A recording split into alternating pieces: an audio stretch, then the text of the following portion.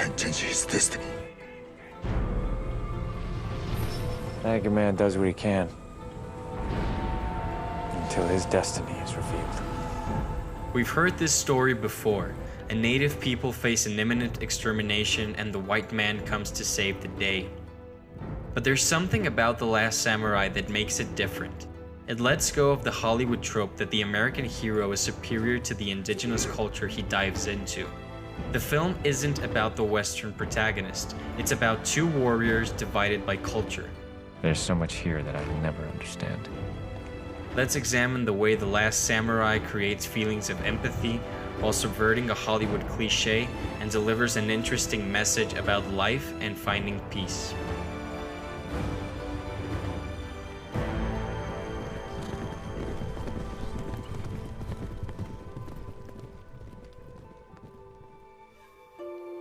Nathan Algren is an alcoholic war veteran with PTSD and no purpose in life. God bless you all. Katsumoto is a proud samurai warrior, fighting against the Emperor's men while still remaining loyal to the tradition the Emperor represents. I will die by the sword, my own, or my enemies. On the surface, these two characters couldn't be more different, which is the main reason why the dialogue between them is so compelling. I will miss our conversations. This is the core of the film. Two cultures at war with one another learn to respect each other and eventually become good friends. However, even from the first act of the movie, we understand there are also similarities between them. This becomes evident for the first time with the flashbacks they both experience. The film makes proper use of them, as these aren't just flashbacks for the sake of flashbacks. They reveal essential information for the characterization of these two men. During the fog battle, when Katsumoto decides to spare Algren's life, we realize the importance of the visions with the tiger. It's at this moment where he perceives that it may not be mere coincidence that these two warriors crossed paths. They may have more in common than we realize. The tiger's eyes are like my own, but he comes from Rakvarsa deep and troubled to sea. So Algren is hired to train an army for the Emperor to fight Katsumoto's samurai rebellion. He's eventually captured and must spend time with a native culture very different from his own, which he ends up fighting for. But the film makes it very clear that it isn't about the American hero saving the day. Algren is simply a witness in this moment in history. He's on no one's side. He just wants to get paid to drink himself to death. He's already been a part of the genocide of the Native Americans, which makes him understand the uselessness of facing a modern army. But among these new people, he gradually begins to understand their way of life, finding something in them that he thought didn't exist anymore. So he decides to fight alongside them for a noble cause, unlike this guy. The battle sequences are epic, fantastically well mounted and emotional, but it's not so much about who wins, but about what can be proven by dying.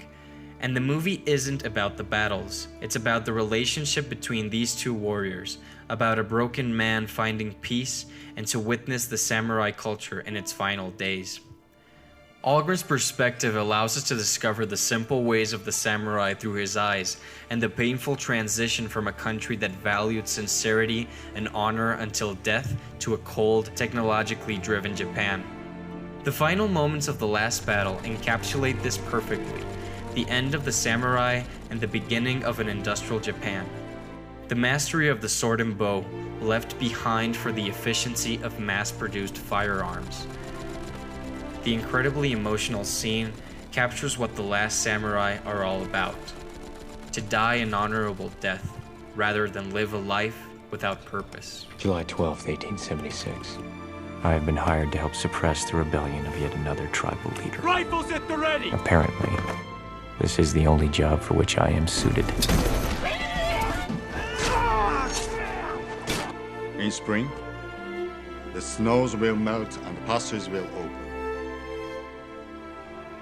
Until that time, you are here. What do you want from me? What do you want for yourself? Winter, 1877. Every soldier has nightmares. Only one who is ashamed of what he has done When I took these, you were my enemy. Spring, 1877. What does it say? I belong to the warrior in whom the old ways have joined the new. You have your honor again. Let me die with mine.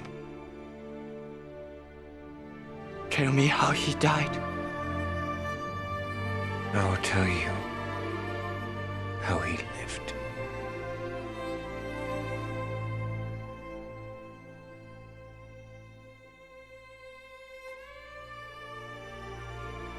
It never ceases to amaze us how movies are able to shape and affect us. It's films like these that deserve all the credit in the world. The type of movie that is able to make you question your very own beliefs and your way of life. Not enough people talk about this, so we thought we would. Anyway, we hope you enjoyed this video. If you did, give it a thumbs up and subscribe if you haven't already.